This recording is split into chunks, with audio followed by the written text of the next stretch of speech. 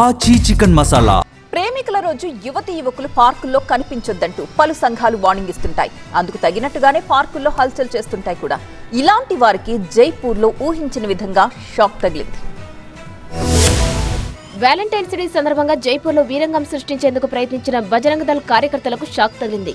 నగరంలోని జ్యోతిబాపులే సర్కిల్ సమీపంలో ఉన్న ఓ పార్కులో కొంతమంది యువకులు మెడలో బజరంగ దళ్ పట్టి చేతుల్లో కర్రలు పట్టుకుని తిరుగుతూ కనిపించారు. అక్కడ ఉన్న యువకులను బెదిరించారు. కర్రలు పట్టుకుని వారిని భయభ్రాంతులకు గురి చేయాలని చూశారు. వారి పేర్లు, ఇతర వివరాలు చెప్పాలని ఒత్తిడి చేశారు. లేకపోతే తామేంటో చూపిస్తామని హల్చల్ చేశారు. అయితే ఈ క్రమంలో అక్కడికి వచ్చిన ప్రజలు వీరి తీరుపై అసహనం వ్యక్తం చేశారు. వారిపై తిరగబడ్డారు. అసలు మీరు ఎవరంటూ ప్రశ్నించారు. మీకు ఉన్న గుర్తింపు కార్డులు ఏంటి అని నిలదీశారు.